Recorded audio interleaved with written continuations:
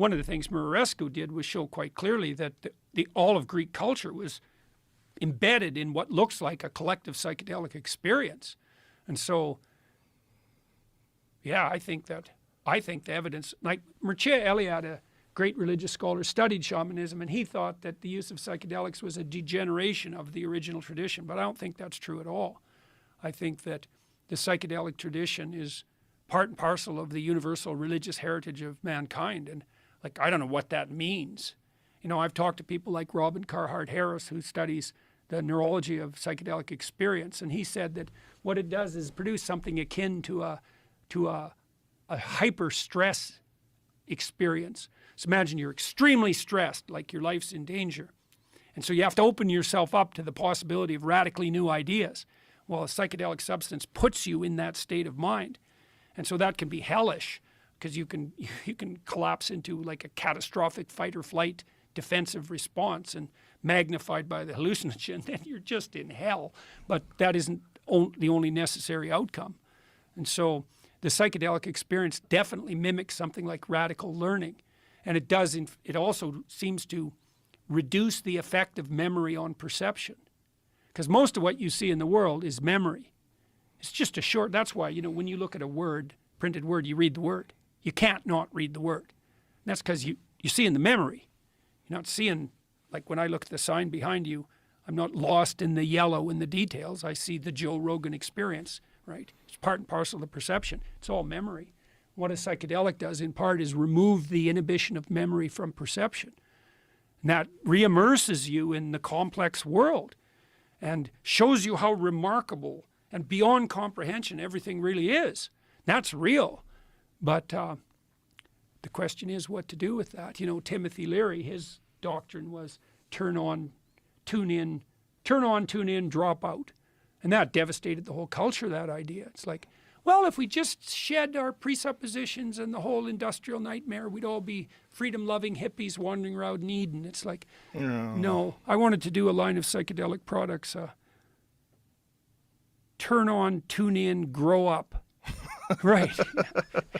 I think that's much funnier, much better. Yeah, and that's also possible. That's a possible path through this sort of quest for spiritual enlightenment. Yeah. And it's not, the Timothy Leary thing was, I mean, it was dismissed by a lot of other psychedelic pioneers of the time. They saw the flaws in that thinking. Yeah, definitely. The people who were already experimenting with ideas of proper set, and also they knew that back in the early 60s. Yes. And also the people that had no desire to run a group of like-minded people, which Leary did. Which he wanted to. You know, he fell into that hippie culture, that hippie counterculture. He also, I think he fell into the cult of personality. He fell into this thing that happens when too many people are paying attention to you. Yeah. And you think you have all the answers. Yeah. It's very dangerous. Yeah, especially if you combine that with psychedelic experience. Yes.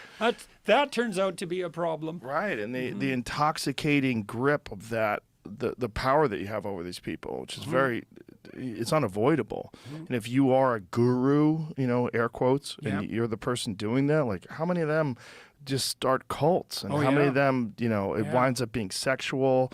Well, Jung was asked once to comment on psychedelic experience. I think he was asked about what Huxley was doing, and Jung's answer was, beware of unearned wisdom. Right. Very smart. Very smart. They're very, very smart. Yeah. Unearned. Unearned wisdom. Almost all wisdom comes at a price and a long, long road to get to that. Yeah, right. Yeah. Right. It's not a quick fix. There's no quick fixes. This idea that you're just going to trip balls and figure it all out. Yeah, and then you've got it. No, that's... No. No, and everyone that I know that thinks they've figured it out are the most lost. Yeah. They're, you know, especially the ones that are espousing it to other people. Yeah, if you're lucky, you can come out of an experience like that knowing that, you know, like Socrates, and Socrates may have learned this from psychedelic experience. Seems quite probable because he participated in the Eleusinian mysteries. Yes. He said, I know that I don't know. You know, he was radically open to the revelation of his own ignorance, and certainly psychedelics can provide that. It's like, oh, I see. I don't have a clue. Yeah. Yeah, that's the first step. Yeah. That's the first lesson you learn is you don't know shit. Yeah. And also the overwhelming understanding that this is available, that this experience is available, and it's so alien to modern experience, just an average everyday experience, that this thing is behind the veil, man. Yeah, and it's right there. And it's so scary for people. Yeah, well, maybe this time, you know, there are wise people working on that front, like Roland Griffiths, who unfortunately is very sick at the moment, and you know, he's approached this with a lot more reverence and respect than more casual experimenters like Leary. And maybe this time, you know, God willing, we'll get it right and introduce these strange ancient chemicals back into our culture without blowing the lid right off it. Right, and I think one of the best gateways to that is dealing with people who have trauma. Soldiers with you know, PTSD, where they're doing MDMA therapy, and also other people that have had violent experiences in their life with MDMA. Yeah. It's helped them to overcome Griffiths has helped people deal with, you know, paralyzing death anxiety consequential to cancer diagnosis. And, Yes. you know, and those studies, they're very dry. You know, we gave psilocybin to a group of people who were suffering from cancer, and their relationship with death radically transformed. And, you know, the implication is somehow that's a chemical transformation. And of course, to some degree it is, because it was induced by a chemical. But there's a mystery there. It's like, well, what happened to those people in that 6 hours that transformed their vision of death? Right? That's a... Yeah. And what happens... There's a bit of a mystery there. During the most profound psychedelic experiences, are you actually in the presence of God? I mean, are there moments during those things where you kind of see it? You know, that the veil does get lifted, and you do briefly for a moment. Yeah. And well, then, I think the same thing happens to you to some degree when you fall in love.